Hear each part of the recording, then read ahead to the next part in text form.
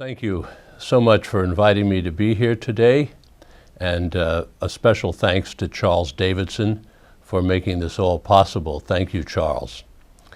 My talk today is going to be on the hot springs as a health maintenance organization and as a sanctuary.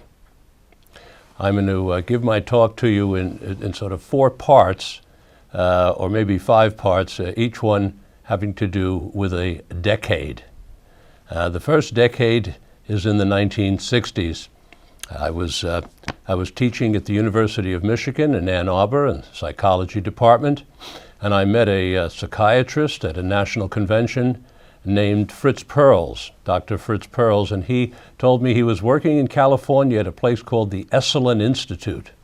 So during my Christmas vacation, I got on a plane and I flew out to take some classes at the Esalen Institute, and this changed the course of my life.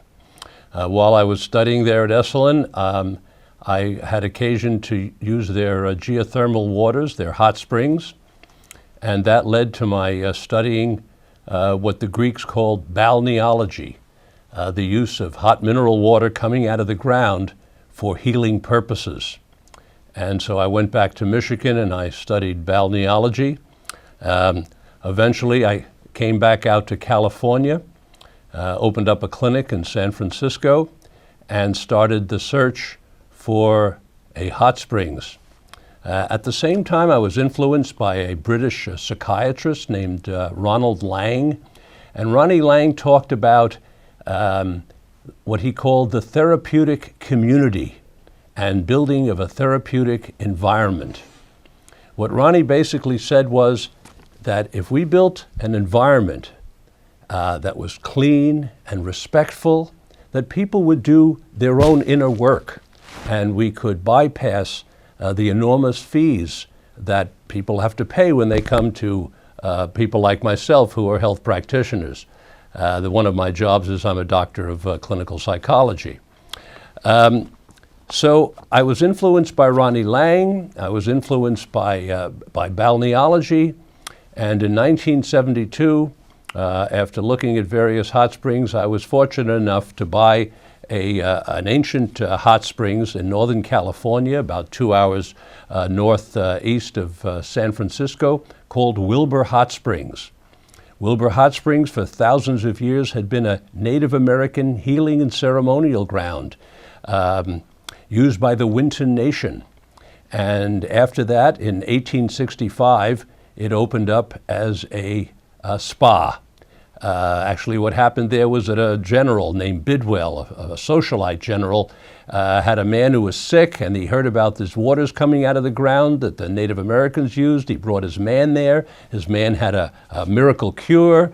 Bidwell went back to San Francisco, told all his friends. The next thing we know, someone came and opened up a commercial establishment in 1865 called Wilbur Hot Springs. In 1972, I bought the hot springs. It was out of favor. This town of Calistoga, about an hour away, which had many hot springs, was out of favor. What had happened here in the United States is that with the advent of pharmaceutical drugs, people stopped going to healing places. It continued in Europe, but it dropped off in the United States. We were a fast-moving young country, and it's a lot easier to pop a pill in hope of a cure than to take a whole weekend or a week, or as they do in Europe, take a whole month off and take the waters, as the saying went. So I bought the hot springs, and one of the motivating factors in my buying of this particular one, in addition to the fact that it was run down and I could afford it, is that the waters contain lithium. And lithium is a chemical that's used in this country, lithium carbonate, for stabilizing people's moods. It's well known as a medicine for what's referred to as bipolar disorder. Bipolar, ups and downs, extreme mania and extreme depression. And back in '72, I was already considering and discussing with colleagues the possibility that the skin is semi-permeable and allows minerals to come through it. And so I thought maybe that's what the Greeks were onto 2,000 years ago, the realization that when we sit in certain kinds of water, the water comes in through the skin and has effects on our body. And that's part of what motivated me with regard to this Wilbur Hot Springs, because it had lithium in the water. It had certain other advantages too in terms of what I had been studying with Dr. R.D. Lang, namely it was remote. Wilbur Hot Springs is 22 miles from the nearest town. As I said, 2.5 hours from San Francisco. It's an hour and a half from the state capital of California, Sacramento, but it's out in the middle of nature. Again, the nearest town's 22 miles away. So it's quiet. There's no industrial sound. The decibel level is very low. I had studied the effect of decibel levels on human consciousness. We knew in this country, for example, that people who live close to airports had much higher incidence of admission to mental hospitals than people who live further away from airports, and it was related to the constant sound, the decibel level intruding on their consciousness. And so I purchased this hot springs and started to work on it because it was dilapidated. My father and mother thought I was maybe had lost my mind when they saw what it looked like, really. But after they took the waters, they got the message, because as I said, they really did think that maybe I'd lost it when I bought this place. And after they took the waters for a week, they stayed for a month. And every year thereafter, they came 6,000 miles round trip to stay for a month and take the waters, which in and of itself told me a lot, because hot springs were not in their world until they took these. Something for you all to know, that when I purchased the place, this Wilbur Hot Springs, it was not connected to our electricity grid, and so it had no electricity. And for the first 20 years of my operating it, we used 178 kerosene lights. Eventually, which I'll tell you about later, we got into using photovoltaic. So I bought the place in '72 and embarked on building what I called a health sanctuary, what is now referred to by some as a sanctuary for the self. And what did I envision? I envisioned, and we built a place that was incredibly quiet and very clean, and every human being is treated with the utmost respect, as are all living things on the property. And I mean this actually to the extreme. My staff, when we find a rattlesnake on the property, they pick it up with a special stick and put it in a box and drive it out far away into the woods and drop it off. So not even a rattlesnake is killed. Everything is seen as having a purpose. And we brought yoga in 1973. And we brought massage in, and we brought in poets to lead poetry workshops. The focus was on creating a space where people could take the time for introspection, as well as taking these, some consider, miraculous waters. The combination of the waters which relax and the introspection seemed to do wonders. It was noticeable right from the beginning. So that was the period of the '60s when I was at Michigan, came out to California, found the hot springs, bought it in the 1970s, and the period of the '70s was a period of creating a sanctuary for the self. Then something happened to me at Wilbur Hot Springs which once again changed the course of my life. In the late '70s, one of my guests whom I met at Wilbur, I met he and his lady, and they eventually got married. And he called me on the phone and he said that his wife died of an overdose of cocaine. An overdose of cocaine. At that time in the late '70s, all kinds of middle-class people in the United States were using cocaine. They thought it was a harmless drug. Time magazine had a martini glass on the cover, right on its cover, saying the new middle class high. The martini glass was full of cocaine. Well, Roberta was dead. I was in shock.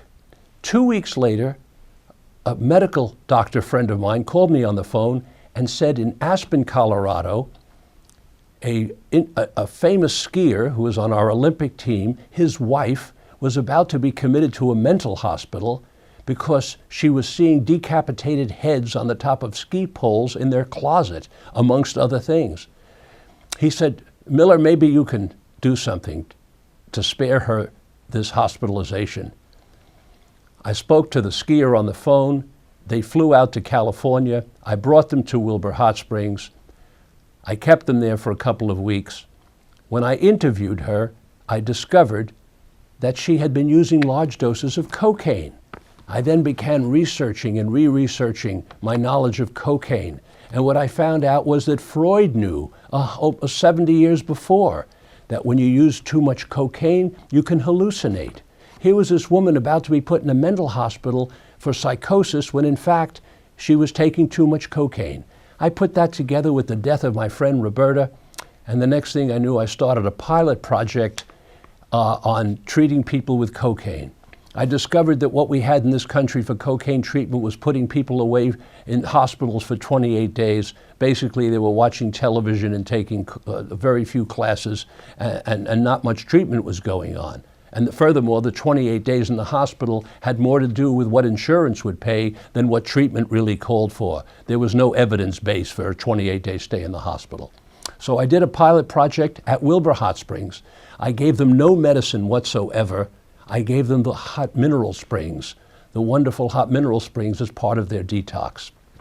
The pilot project had a journalist in it, and after the pilot project, she wrote an article that went into the Sunday section of the San Francisco Chronicle. The article went around the world, and the next thing I knew, I was in a full-blown chemical dependence program that I had to really gear up for because people were coming to me from all over the United States. That was the birth of Coke Ender's alcohol and drug program, the residential component of which for 10 solid years took place at a hot springs. And for that entire 10-year period, I treated 1,500 patients. I treated every single one of them. Every one of them used the natural hot springs and this lovely atmosphere for their detox. And not one of them had to take a medicine. I'm talking about people who are using massive amounts of alcohol, cocaine, heroin, marijuana, methamphetamine. Alcoholics coming in drinking a fifth of alcohol, a fifth of vodka a day, and using 3.5 grams of cocaine a day. For those of you who know about those two, you can see that's a massive amount. My medical friend said by bringing them to Wilbur Hot Springs out in the middle of nowhere, I was going to end up losing my license and under the subject of lawsuits for the rest of my life because so many of them would need hospitalization. I arranged for helicopter backup just in case my colleagues were correct. Not one of those 1,500 people ever had to be hospitalized, never had to be helicoptered out, nor did I have to give any of them any kind of pills or medicine. Then there was a follow-up, of course, to the residential at Wilbur, which consisted of a 1.5 years of outpatient treatment, but I won't go into that. What's important here is that I used the hot springs as the primary detoxification agent, in addition to the ambience and a lot of love, but the hot springs was what took care of the bony pain from heroin withdrawal, the terrible feelings from cocaine withdrawal, the anxiety from alcohol withdrawal. We used the hot springs as well as hugging them and loving them. But this medicinal water had tremendously positive effects. And as I say, it was 1,500 people and we published the articles. So here was yet another use of hot springs. At the end of the 80s, oh, by the way, during this time that these 1,500 seriously chemically dependent people were in residential stays at Wilbur Hot Springs, we still had the kerosene lamps. Imagine that. These people are showing up under the influence, showing up with just about had shot up needles in their arms before they arrived on the property, massive amounts of drugs in their cars. And they were dealing with kerosene lights, which they had to light with matches, and not one of them caused a fire over a 10-year period.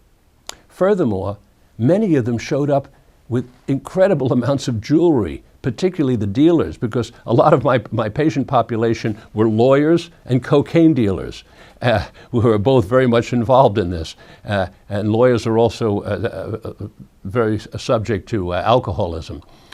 And these people showed up with Rolex watches worth $20,000, packs of money. Sometimes the dealers, they carried around $10,000, $20,000 in their pockets. We never had a theft in that whole 10-year period. Not one person stole from anyone else. Do I attribute that to the hot springs? I attribute the relaxation effect and the positive effect to what happened to their psyches, which would then have a positive effect on their interaction with other people. That's how I see the connection there. At the end of the 80s, we found out about photovoltaic, and we jumped all over it because the kerosene lights were a challenge, and they really violated my health standards because of the fumes that they give off. And so we got into photovoltaic, and then Wilbur Hot Springs really became a spa and a business because we were able to bring in computers, we were able to bring in real telephones, we had electricity for building, and so the period of the 80s was the Coke Ender Alcohol and Drug Program period. The period of the 90s was the creation of Wilbur Hot Springs as a spa, and it has continued throughout the 2000s as well. During that time, we were very fortunate that we got into the Taschen book, which many of you are familiar with, a world-famous book, and we're considered one of the great places by Taschen in North America. We were on the cover of many very well-documented magazines, and Little Wilbur Hot Springs came into its own as a health sanctuary, a sanctuary for the self. The letters that come to me from people from all around the world tell me a great deal about the benefits that people are receiving that are way beyond my own observations. Letters from people who met at Wilbur, who got married at Wilbur, who conceived children at Wilbur. Letters from people who believe that their cancer has been in remission as a result of taking the waters on a regular basis. Letters from people who have been suffering from severe psoriasis. I have witnessed this, by the way, by myself. I've witnessed the psoriasis cure. Letters from people with severe acne. But the most touching of all are letters from people who have been now coming and taking the waters for 3 generations. And to read letters from a grandmother and her daughter, each of whom attributes the benefits to the waters, is really quite remarkable. And there's a phenomenon in psychology that's called anecdotal clinical observation over time. It means that if you watch a phenomenon over a long enough period of time, that in and of itself has to have some scientific validity. I'll give you an example.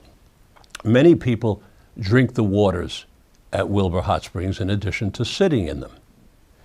They've been drinking the water for the last 42 years since I've been there. During that period, we do not have one case of a person getting sick from having drunk the waters. That's a clinical observation over time.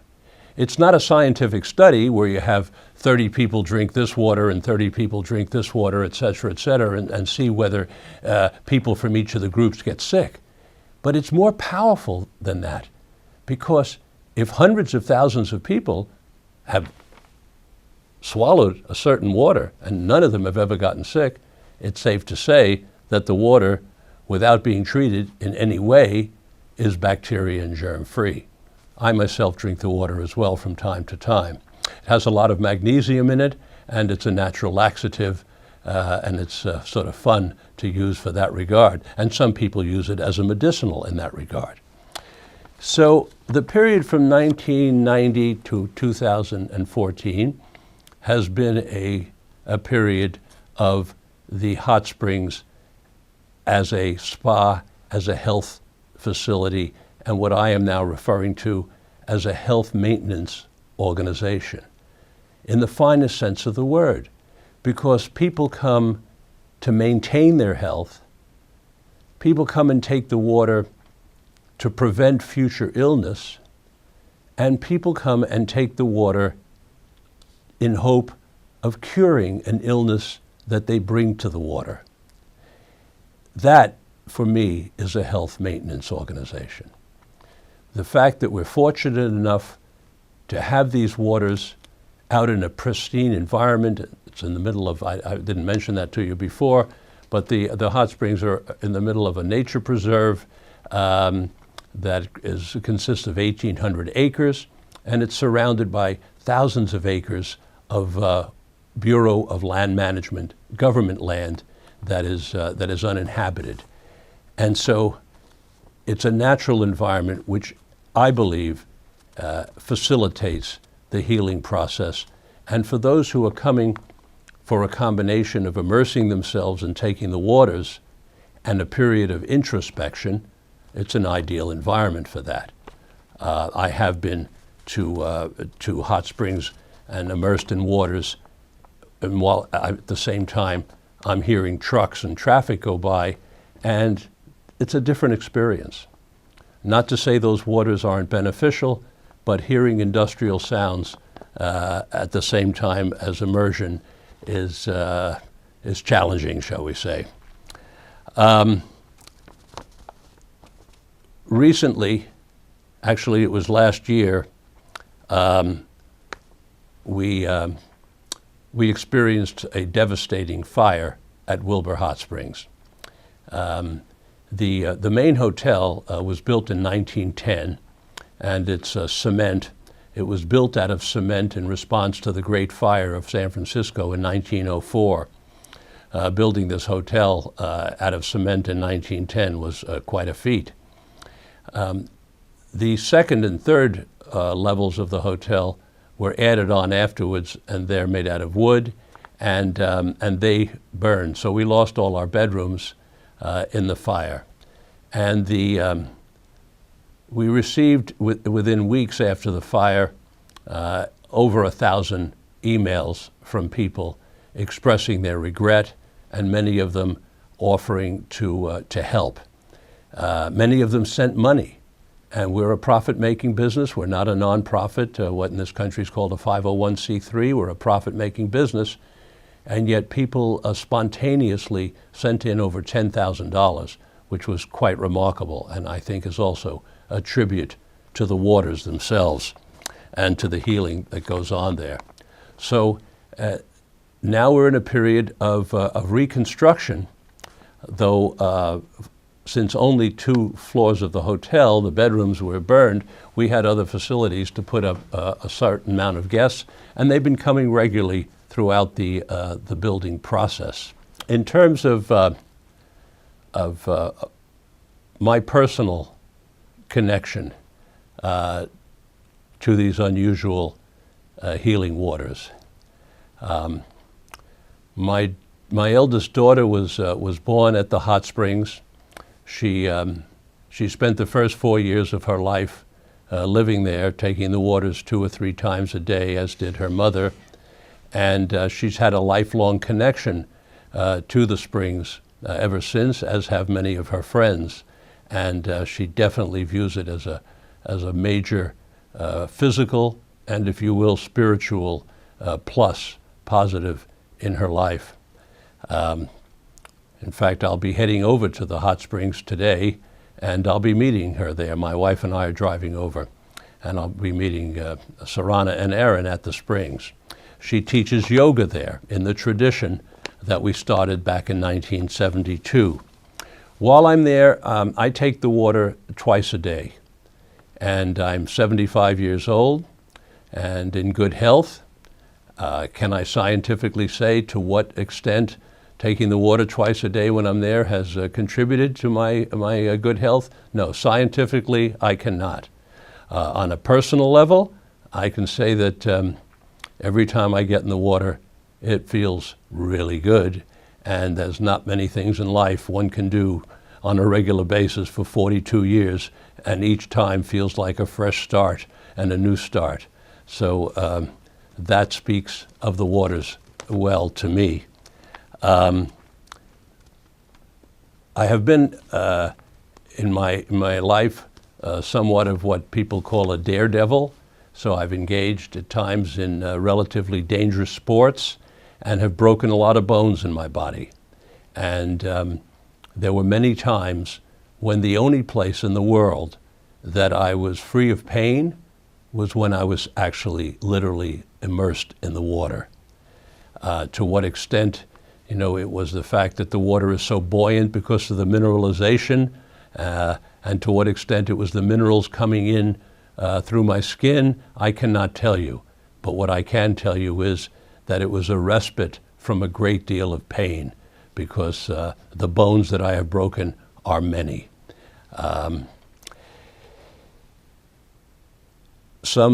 In recent years, we have a kind of medicine that's called transdermal medicine. That is where you take a patch of medicine and you put it on a part of your body, very often the upper arm, and then over a period of time, the medicine is released from the patch, comes in through the skin and into our system. When this came about, I felt like my original theory back in '72 about the possibility of the waters coming in through the skin now has some scientific backup.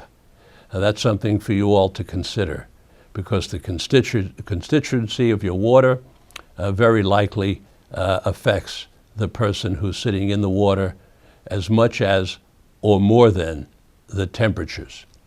As an aside now, I haven't mentioned the effect of temperature on both our physiology and our psychology. So I'll take a sidebar here and mention that.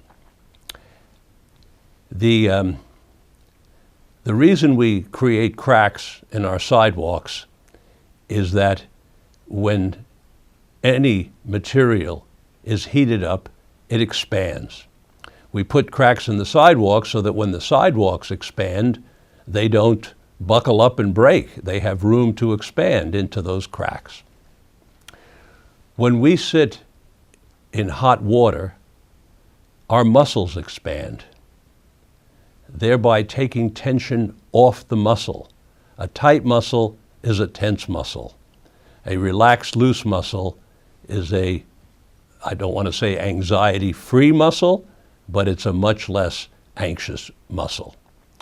As human beings, we experience fear and anxiety when we experience it physically. We experience it in our muscles. We can't feel scared in our bones. It's just not something that we're able to do.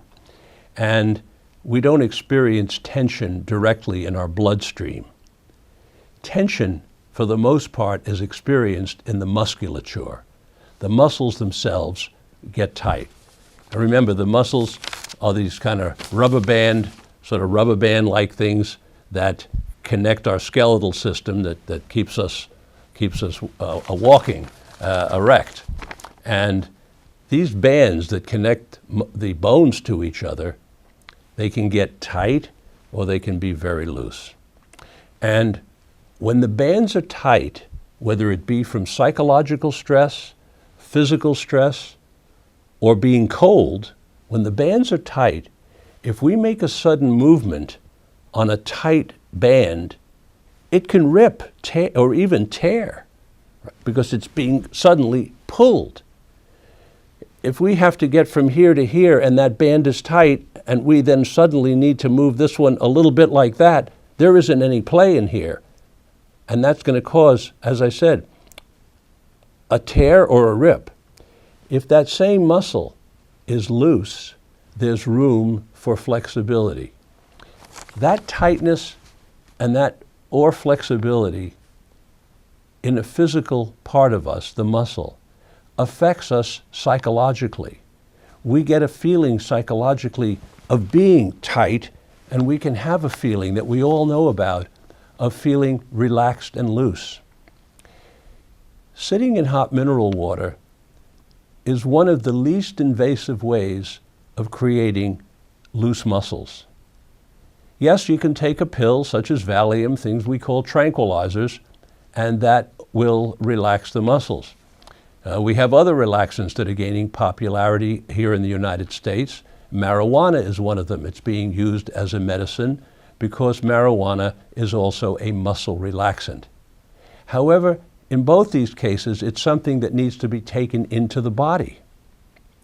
There are other methods externally for relaxing the musculature. You could hire a massage person to press on your muscles and stretch them out. Sitting in hot water is by far the least invasive way. There's virtually no risk involved. I don't want to say totally, because hot water does raise the blood pressure, and it can increase the heart rate, and it can dehydrate us. So we need to be mindful of those three things, right? Heart rate, blood pressure, and dehydration when we're sitting in hot mineral water. Other than that, it's non-invasive, and the muscles relax. The muscles relax, and it gives a sense of well-being. The sense of well-being reduces anxiety, and anxiety is a common problem worldwide. So that's one of the, as a psychologist, one of the great benefits that I see for people immersing themselves in these waters. I want to give a case history now, because I'm talking about my personal interaction with the hot mineral springs. And this case history is for those of you who are considering various ways to use the hot springs that you represent around the world. I've mentioned using them as a sanctuary. I've mentioned the use of them for anxiety. I've told you that some of my clients have claimed to have cancer, a cancer reduction or remission. And I've mentioned psoriasis and acne. And I talked about the coke-end or alcohol and drug program. Perhaps my biggest one cure, if you will, takes us back again to the 1970s, when a patient was referred to me by the director of a mental hospital some 2,000 miles away. The man had been found laying naked on a super highway in the middle of a snowstorm. He was waiting to be taken away by the gods. They took him away by a different spelling of guard, and took him to a mental hospital. And for various reasons, they were very open to having him taken out for treatment in California.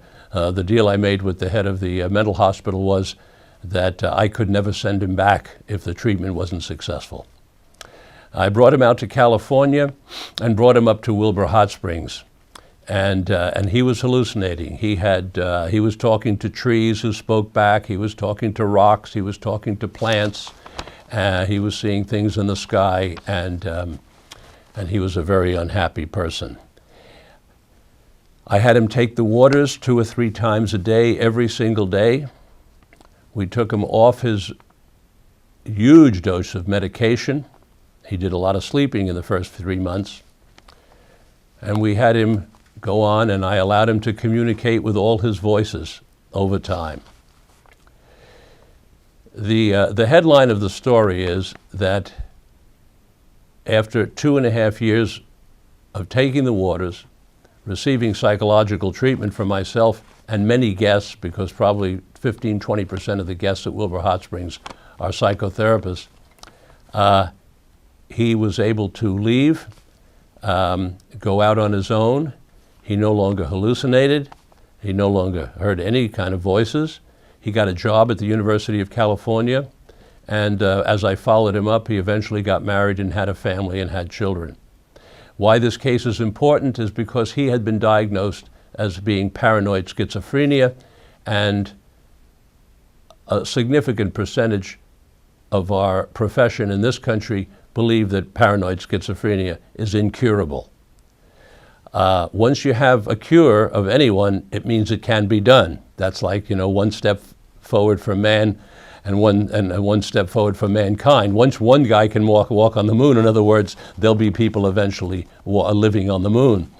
Well, once one paranoid schizophrenic of that severity can achieve a full cure, that means it can be done by any. So those of you who are thinking of using your hot springs as places for treating severe mental illness can certainly consider that. I would recommend that as a possibility. For those of you who are considering using your hot springs for drug treatment, I have published on the story that I told you about the 1,500 people that we treated at Wilbur Hot Springs. And for those of you who are looking to use the hot springs as a spa where the regular people in the middle of the bell curve can come, whether it be for prevention of future illness, whether it be for treatment of a present illness, or whether it be just to have a lot of fun in the hot springs and enjoy the water, perhaps feel relaxed, but not necessarily be there for any kind of treatment at all, that's a good use for the springs as well. There are many uses for them. That's why they're coming out of the ground. That's why the Greeks brought them to us some 2,000 years ago. I think the satisfaction you'll receive if you continue as I have over a period of decades will be enormous, because the greatest satisfaction really is the ongoing letters from people who have benefited. And to be in a position to be able to help people and use a natural resource as a way of helping them is a rare and lovely privilege. Thank you very much for listening to me today and for allowing me to bring you this information from the United States. I truly hope it's been helpful. Should you want to correspond with me, I would welcome it.